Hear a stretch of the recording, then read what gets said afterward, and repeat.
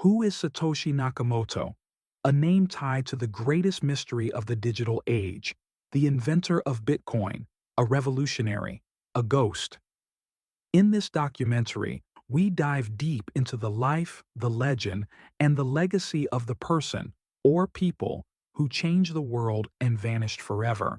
Satoshi Nakamoto is not a name, it's a cipher. A name tied not to a person, but to an idea, a revolution, a movement that disrupted the very concept of money, trust, and control. Whoever or whatever Satoshi Nakamoto is, they hold a place in history unlike any other. Not because they sought fame, but because they vanished. Because they left behind something indestructible, Bitcoin, an immutable, decentralized peer-to-peer system for transferring value across the globe without intermediaries, without borders, and without permission. But who was the person or persons capable of creating such a system? Who possessed the cryptographic knowledge, the programming expertise, the economic foresight, and the philosophical commitment to not only build Bitcoin, but to disappear from it, leaving behind only silence and code? To understand Satoshi Nakamoto, we must first go back in time, before Bitcoin, before 2008, before the white paper. The roots of Bitcoin lie in a decades-long struggle known as the cypherpunk movement. This wasn't a group of hackers, it was a philosophy, a community of cryptographers, mathematicians, and software engineers who believed in privacy, autonomy, and freedom of information. They saw the internet not just as a tool, but as a battlefield. And on that battlefield, they believed code could be used as a weapon, a shield against surveillance, tyranny, and centralization. The cypherpunks laid the ideological groundwork for Bitcoin long before the world was ready for it. They built systems like DigiCash, eGold, B-Money, and BitGold.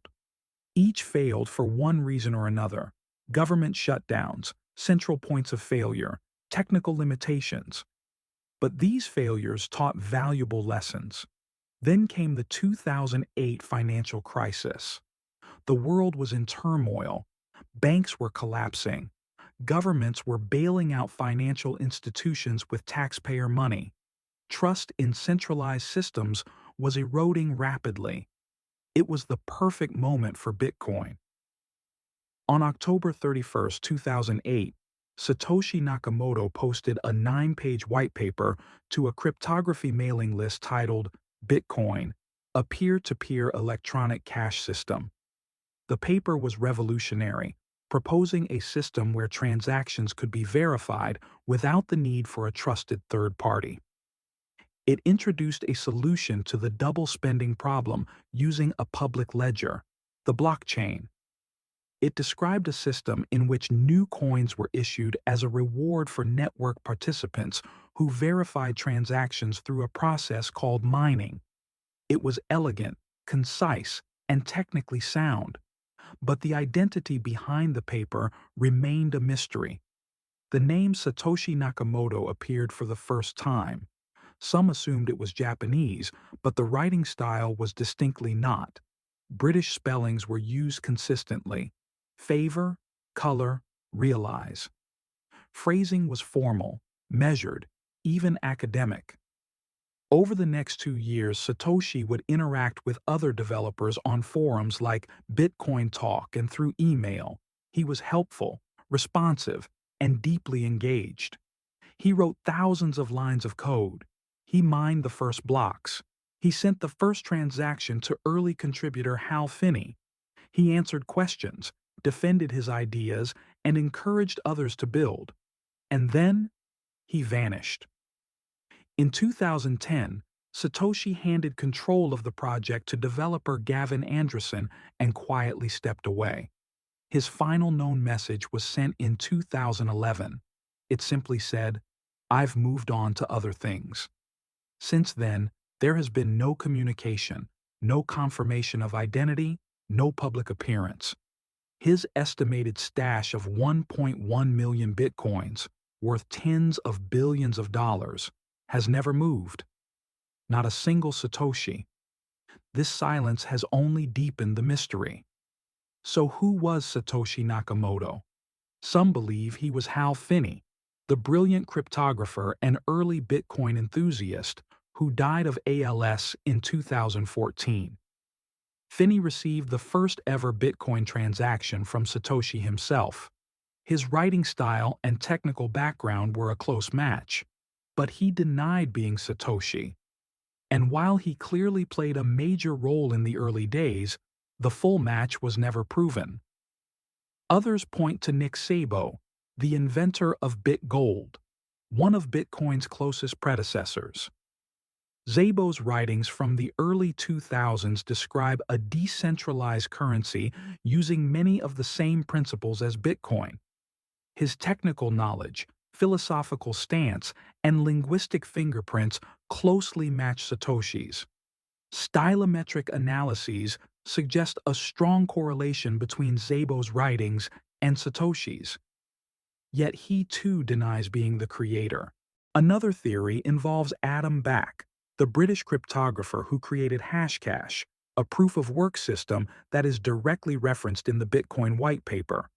Back is also considered one of the few people who had the technical skills, ideological alignment, and timing to pull it off. But again, there is no definitive proof. Some speculate Satoshi was a group of people, not a single person. The consistency of Satoshi's tone, the diversity of skills required, programming, cryptography, economics, writing, seems almost too much for one person. Could it have been a team? A think tank? A covert operation by a government or intelligence agency? The US NSA and UK's GCHQ have been floated as possibilities. After all, the ability to create a decentralized currency that undermines global banking systems would certainly align with the strategic interests of certain entities. But there's no hard evidence to support these claims.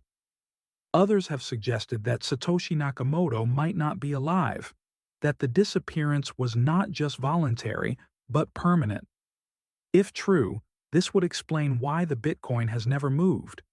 But even that cannot be confirmed. One of the most fascinating technical aspects of Satoshi's work is the so-called Satoshi pattern. Researchers studying the blockchain have identified unusual mining activity in the earliest blocks of Bitcoin. This activity is attributed to what is believed to be Satoshi's mining software, which behaved differently from standard miners. It suggests that Satoshi was deliberately avoiding certain parts of the block space, perhaps to give others a fair chance. This ethical, almost philosophical approach to mining is just one more layer of intrigue. Satoshi wasn't just a coder, he was a visionary. He wasn't just a developer, he was a strategist. He wasn't just a writer, he was a ghost. His white paper wasn't just technical, it was political. It reflected a deep understanding of economics, monetary policy, and human behavior.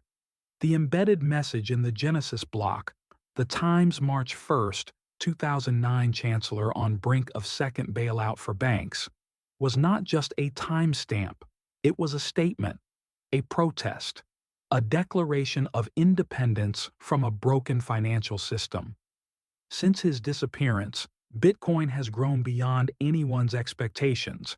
It has sparked the creation of thousands of cryptocurrencies. It has been praised, criticized, banned, adopted. It has made fortunes and destroyed them.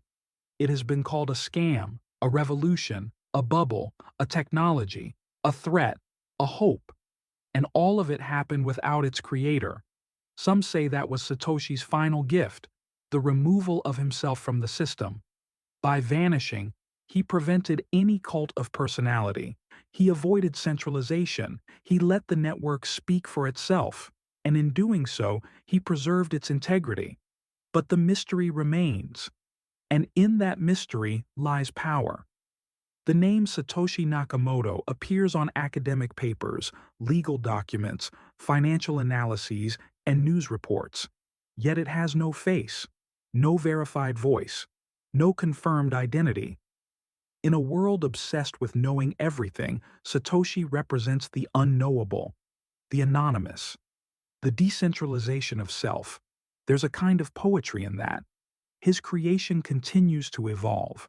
Bitcoin has been forked, scaled, wrapped, and integrated into every corner of the digital economy. Yet its core principles remain intact: scarcity, decentralization, transparency, and immutability. These principles have inspired a generation of developers, libertarians, technologists, and idealists. They've also drawn the attention of governments, regulators, and corporations.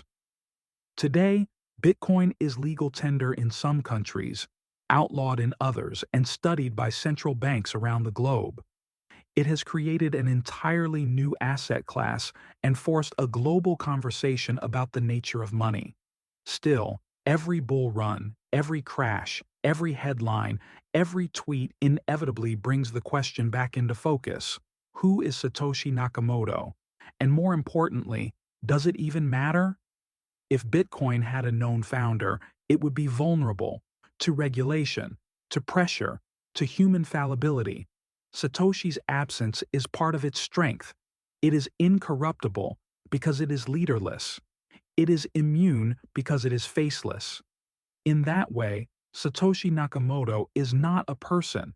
He is a myth, an idea, a symbol, a reflection of our collective yearning for a system we can trust without trusting anyone. A network governed not by decree, but by math.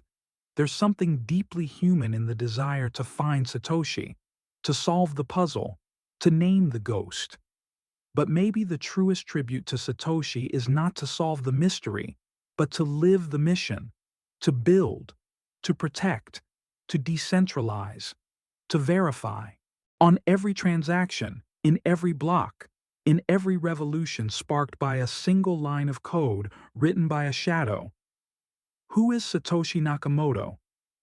Maybe the better question is, what world did he leave behind? And what will we do with it? Thank you for watching. The mystery of Satoshi Nakamoto may never be solved. If you found this video fascinating, make sure to subscribe, leave a like, and tell us in the comments, who do you think Satoshi Nakamoto really is?